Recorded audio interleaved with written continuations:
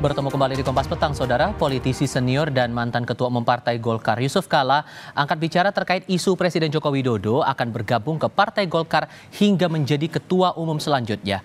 Menurut Wakil Presiden ke-10 dan ke-12 itu, siapa saja boleh bergabung, tapi untuk menjadi pengurus atau ketua umum, ada tahapan yang harus dilalui. Saat membuka Muktamar Dewan Masjid Indonesia di Jakarta kemarin, Yusuf Kala mengomentari isu bergabungnya Presiden Jokowi ke Partai Golkar, bahkan untuk menjadi ketua umum selanjutnya. Menanggapi isu itu, JK menuturkan semua orang bisa bergabung menjadi kader partai. Namun untuk menjadi pengurus apalagi ketua umum, ada aturan dan tahapan yang harus dilalui, termasuk bila Presiden Jokowi bergabung. Semua orang bisa bergabung ke Golkar, tapi tentu dengan cara-cara bergabung aja boleh, apa tidak boleh. Menurut Bapak berarti Pak Jokowi tapi cocok ya Pak masuk Partai Golkar secara karakteristik begitu yang Pak JK Ya, semua orang bisa, kamu juga bisa. Saya juga bisa Pak. Hah? Boleh, tapi untuk jadi pengurus ada aturannya. Kalau untuk jadi ketua atau jadi apa harus minimum 5 tahun, harus punya pengurus. Tidak bisa ada instan dari.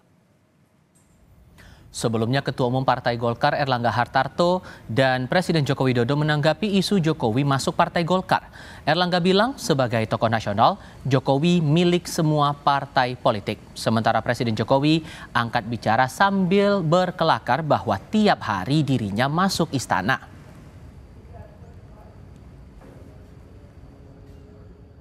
Pak, soal isu Pak Jokowi ke Golkar gimana Pak? Apa baik, bagus saja.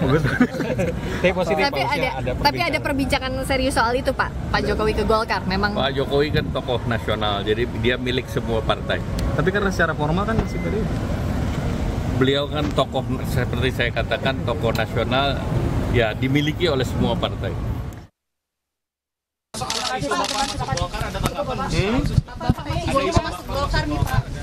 Saya tiap hari masuk istana.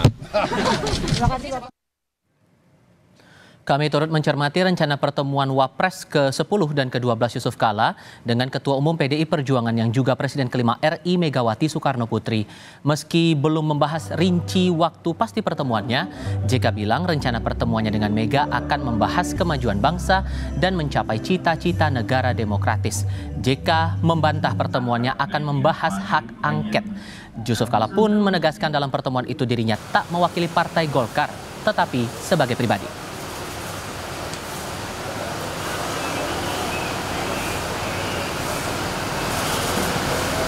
Yang penting apa yang kita ingin capai yaitu suatu negara yang baik, demokratis, dapat dicapai. Pak JK, tapi nanti jikalau bertemu menu utama yang akan dibahas apa sih Pak? Apakah nanti Pak JK mewakili sebagai Golkar bertemu PDIP atau Pak JK sebagai pengusung Pak Anies dengan pengusung Pak Ganjar begitu Pak? Sebagai suka lah.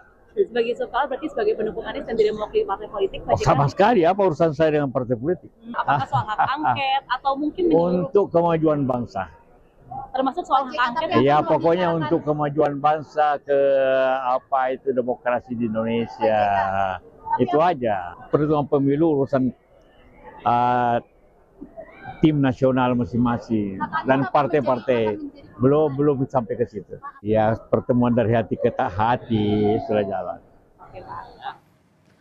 Apakah pertemuan Yusuf Kala dan Megawati Soekarno Putri bisa diartikan sebagai konsolidasi kekuatan pasca pemilu? Kami akan diskusikan bersama dengan para narasumber. Bergabung saat ini Hamid Awaludin, dosen Fakultas Hukum Universitas Hasanuddin. Lalu ada Erlangga Pribadi, pengamat politik dari Universitas Erlangga. Dan Adi Prayitno, Direktur Eksekutif Parameter Politik Indonesia. Selamat sore semuanya, apa kabar? Selamat sore. Terima kasih semuanya sudah bergabung bersama kami dalam diskusi Kompas Petang kali ini. Anda sebagai orang dekat dari Pak JK nih, Pak Hamid, ini kan dibilang bahwa pertemuan antara Pak JK dengan Bu Mega ini ngomongin soal kemajuan bangsa. Tapi detailnya apa kalau kemudian nggak ngomongin soal hak angket? Begini, saya ingin jelaskan dulu ya. Tapi tujuannya itu bukan bicara soal angket. Karena rencana pertemuan ini sudah lama sebenarnya. Sudah sebelum pemilihan umum diselenggarakan. Nah, isu hak angket ini kan muncul setelah pemilu kan? Jadi pasti motifnya, pasti niatnya bukan membicarakan hak angket. Itu satu dulu. Saya tahu ya, Nah, kedua, tidak perlu ada dipersoalkan dan diinterpretasikan secara liar pertemuan keduanya. Karena mereka juga biasa bertemu. Saya tahu karena saya ketika Ibu Mega ulang tahun, saya datang, saya ngobrol, saya katakan, Bu, sudah lama Ibu tidak makan makanan Sulawesi Selatan. Bagaimana kalau Ibu makan di tempatnya Pak JK? Ibunya lah spontan jawab, mau dong. Tolong sampaikan ke Ibu JK, mau asal jangan pedas ya. Hanya waktunya ini kita atur. Itu sebelum pemilu loh. Nah, saya menganggap bahwa yang dihebohkan sekarang ini seolah-olah pertemuan yang bakal terjadi itu adalah angket. Itu tidak benar. Sebelum pemilu itu momennya kapan sih Pak? Itu beberapa minggu sebelum pemilu. Ya, waktu Ibu Mega ulang tahun. Oke. Ya, jadi tidak ada rumusan pembicaraan bahwa mereka bicara tentang hak angket. Ya, jadi sekali lagi jangan dibawa ke arah hak angket ini pembicaraan. Tidak ada itu. Tapi kalau kemudian karut-marut proses pemilu yang dibilang curang oleh beberapa pihak, kemudian masalah rekap suara pemilu yang juga masih diperbincangkan, itu nggak akan dibahas juga tuh Pak? Wah, bisa saja dalam dinamika pertemuan mereka itu bisa saja diangkat. Tapi sekali lagi motif pertemuannya bukan karena itu. Silaturahmi biasa. Itu. Tapi seberapa penting sebetulnya pertemuan ini, karena momennya juga terbilang krusial begitu, masih di ujung-ujung proses rekapitulasi juga. Kenapa perlu direncanakan untuk segera? Wah, itu biasa saja. Antara lain dua tokoh bertemu, itu kan bisa menambah kesejukan suasana yang mulai menghangat kan, antara Bu Mega dengan Pak Yusuf Kalla, karena bagaimanapun dua-duanya pernah menduduki posisi tertinggi pertama dan tertinggi kedua di Republik.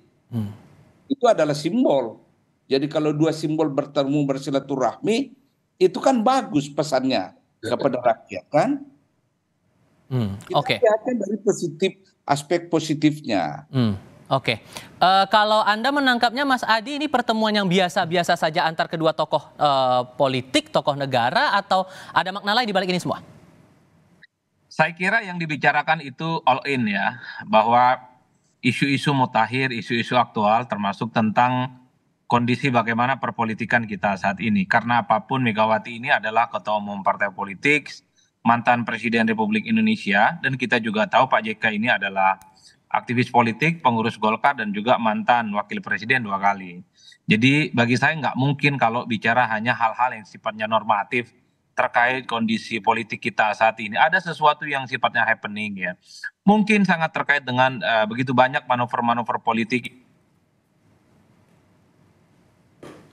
Mas Adi? Kami coba perbaiki komunikasi kami dengan Adi Praitno. Sambil kita perbaiki komunikasi, saya ke Mas Angga dulu kalau begitu. Mas Angga, Anda menangkapnya gimana kemudian ini? Rencana pertemuan ini dia pandang biasa-biasa saja atau ada hal lain? Iya, kalau saya lihat memang tujuannya seperti yang diutarakan oleh Pak JK itu untuk kemajuan bangsa, untuk demokrasi. Tapi dalam proses komunikasi, saya pikir hal-hal yang sangat penting yang kemudian sekarang menjadi isu aktual seperti misalnya hak angket, kecurangan, dan hal-hal yang lain tentu akan menjadi bagian dari perbincangan. Apalagi ini adalah dua elit utama dalam politik di Indonesia yang bertemu. Saya pikir hal-hal tersebut pasti mengalir menjadi bagian dari perbincangan gitu. Artinya bahwa kalau diutarakan bahwa pertemuan itu sudah dilakukan, sudah direncanakan sebelum pemilu, tentu bahwa perkembangan-perkembangan yang muncul saat ini pasca pemilu akan menjadi bagian dari perbincangan di antara Bu Megawati dan Pak JK. Oke, kalau melihat karakter dari Bu Mega sendiri, bagaimana ia akan menyikapi rencana pertemuan ini menurut Anda, Mas Angga? Kalau misalnya melihat dari karakter Bu Mega tentu akan sangat menyambut ya pertemuan tersebut, dan modelnya Bu Mega itu kemudian sangat peduli dengan isu-isu utama politik yang sedang berkembang. Apalagi ini terkait dengan tentunya problem-problem yang terkait dengan pemilu. Nah, tentunya akan menjadi salah satu isu utama yang menjadi concern perhatian dari Bu Mega itu sendiri. Oke. Dan saya pikir juga Pak JK juga seperti itu. Artinya bahwa dalam proses yang muncul, isu-isu aktual tidak mungkin tidak diperbincangkan oleh mereka. Ya. Pak Idrus sempat bilang bahwa untuk pertemuan ini jangan bawa-bawa Partai Golkar. Jadi bisa dipastikan Pak Hamid bahwa Pak JK akan bertemu dengan Bu Mega tidak membawa atribusi sebagai bagian dari Partai Golkar? Sama sekali tidak. Yang sesungguhnya terjadi adalah sensitivitas orang-orang seperti Idrus. Ya, sama sekali tidak ada itu. Tidak membawa atribut ataukah membawa mengklaim diri merepresentasi Partai Golkar pada saat pertemuan. Itu sensitivitas seorang Idrus aja itu. Tidak ada. Saya tahu dari awal ini.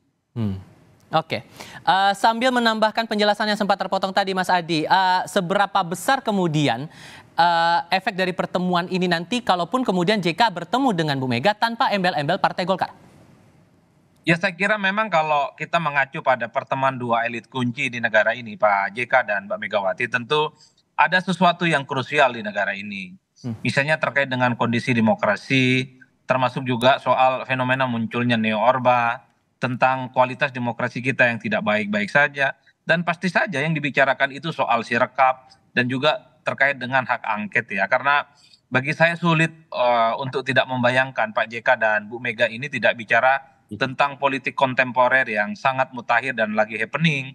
Oleh karena itu, bagi saya ini bukan soal PDIP dan elit Golkar yang bertemu, tapi menyangkut bagaimana elit-elit penting di negara ini, mantan presiden dan mantan wakil presiden, saya kira akan gelisah melihat kondisi politik kita yang menurut saya belakangan memang cukup mendapatkan atensi yang cukup serius, bukan hanya di kalangan politisi, tapi juga di pegiat-pegiat demokrasi, di kalangan aktivis dan para peneliti-peneliti kampus.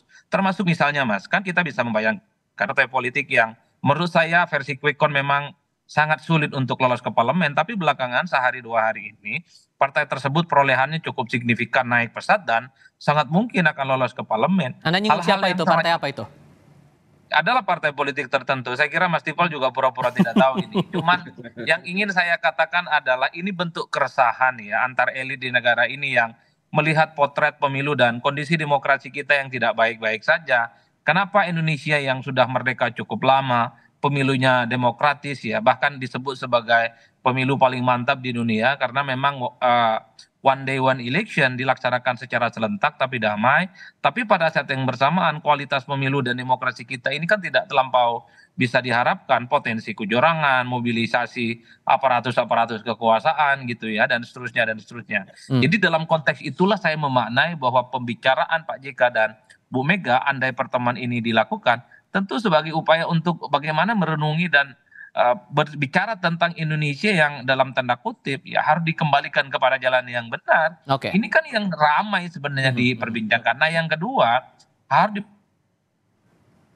dipersepsikan memang Mega dan Pak JK dalam konteks hari ini adalah tokoh politik yang memang harus dipersepsikan berada di luar kekuasaan politik ya secara naluriah dan secara chemistry. Karena apapun ketika Megawati berjarak dengan Pak Jokowi, ketika Pak JK mengusung Anies, ini adalah variabel yang bisa menegaskan sikap politik JK, sikap politik Mega ini akan berbeda secara diametral dengan kubu pemerintah yang belakangan ini memang dalam tanda kutip cukup merajalela kepentingan politiknya dan cukup vulgar dan cukup transparan. Oleh karena itu ketika dua tokoh ini bertemu penting untuk ditunggu apa sikap resminya. Yang jelas bagi saya hal-hal yang sifatnya mutakhir dan happening pasti dibicarakan. Sehingga bagaimana kemudian kita bisa membaca kekuatan politik antara JK dan Megawati dalam pertemuan ini dan mau memastikan juga nih kira-kira kalaupun betul jadi bertemu antara Pak JK dan Bu Mega, waktunya kapan dan di mana itu? Nanti kita akan diskusikan lagi usai jeda berikut ini.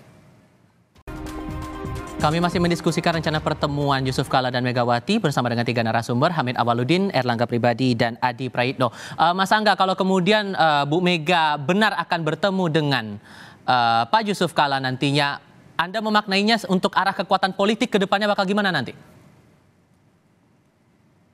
Misalnya jadi bertemu tentu akan berakibat baik ya. Tentu akan mendorong pada hal yang positif penguatan demokrasi kita.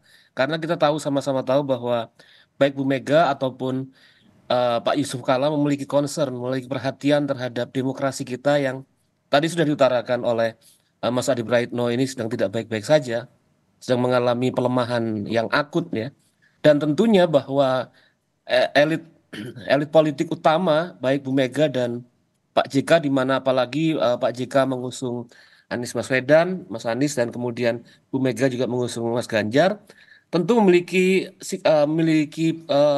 pengaruh yang signifikan, terutama bagi perkembangan politik kita, sehingga kita berharap bahwa proses demokrasi kita tidak menjadi lebih hancur atau kemudian tidak baik-baik saja, tapi inisiatif ini kita harapkan akan mendorong pada inisiatif-inisiatif yang lainnya bagi penguatan demokrasi di Indonesia. Signifikansinya bakal bagaimana? Karena kan ini carut-marut soal kecurangan, kemudian masalah sistem pemilu juga ini masih menyeruak begitu. Efek signifikannya bakal gimana nanti?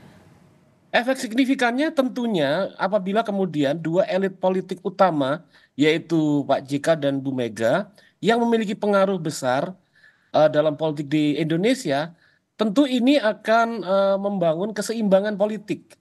Artinya bahwa dorongan-dorongan untuk memperkuat demokrasi itu akan muncul terutama di dalam kekuatan-kekuatan politik yang ada, di mana saat ini kita lihat bahwa demokrasi kita sedang mengalami pelemahan-pelemahan serius. Gitu. Oke, kalau menurut Anda Mas Adi, di balik pertemuan ini adu kekuatan politiknya bakal mengarahnya bagaimana ya nanti? Ya kalau saya menangkap ini sebagai upaya untuk mengonsolidasi, ya, menyolidkan pihak-pihak ataupun tokoh-tokoh yang selama ini merasa kecewa terkait dengan kondisi politik mutakhir kita. Kalau kita membaca statement-statementnya Pak JK dan Bu Mega ini kan sebenarnya cukup kritis melihat situasi politik mutakhir ya, di mana pemilu misalnya dinilai ada indikasi-indikasi kecurangan dan seterusnya Mas. Jadi bagi saya ini untuk menjatuhkan persepsi kesamaan ide termasuk chemistry. Bagaimana potret politik kita itu di masa yang akan datang kembali ke jalan yang benar, ihdinas siratal mustaqim gitu ya. Karena memang kalau mau jujur sebenarnya ini kan banyak elit-elit di negara ini yang saya kira memandang demokrasi dan pemilihan tidak baik-baik saja, tapi kepentingan dan pola pikirnya belum satu dan belum ketemu. Misalnya Pak JK itu kan sama dengan Bu Mega, ataupun Pak Surya Paloh juga sama dengan Megawati. Bagaimana melihat pemilu kita itu ya kurang terlampau substantif misalnya. Jadi pertemuan ini sebenarnya untuk menyamakan persepsi, kira-kira apa upaya-upaya untuk memperkuat dan menyelamatkan demokrasi kita di masa yang akan datang. Karena ada kecenderungan misalnya politik elektoral kita ini kan sedang mundur ke belakang, yang saya kira memang memiliki catatan-catatan khusus di kalangan para elit ini. Maka tidak mengherankan kalau kemudian Pak JK dan Bu Mega itu bertemu, pasti perspektifnya kritis bagaimana pemerintahan dan potret demokrasi terkait dengan potret kepemimpinan di masa yang akan datang itu sedang akan dikoreksi dan tentu saja. Oke, ada perspektif kritis di sini yang membuat akhirnya Pak JK dan Bu Mega hendak bertemu, Pak Hamid. Sebetulnya keresahan apa yang dirasakan oleh Pak JK sebetulnya sampai akhirnya ada rencana pertemuan seperti ini? Ini ada atau tidak ada pertemuan ini, dari dulu Pak JK kan sangat kritis, ya, sangat terbuka membicarakan apa yang menggelisahkan dirinya dan menggelisahkan rakyat. Itu dulu platformnya ya, jauh sebelumnya ini.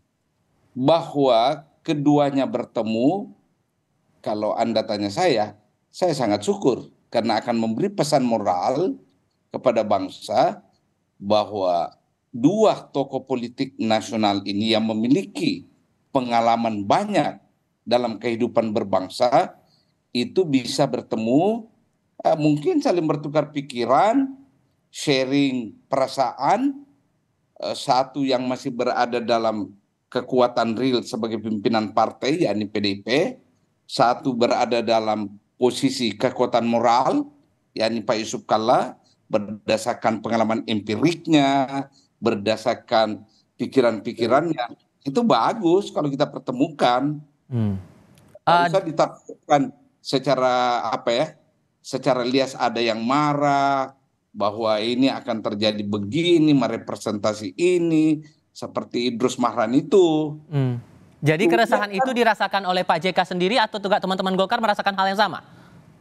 Saya kira dari dulu Anda kan lihat sikap-sikap Pak JK kan, mulai persiapan pemilu misalnya, ya sudah bicara macam-macam dalam konteks ingin mengatakan mari kita bernegara, tegakkan konstitusi, jalankan pemilu dengan benar dan baik. Itu jauh sebelum pemilu beliau sudah sangat kritis.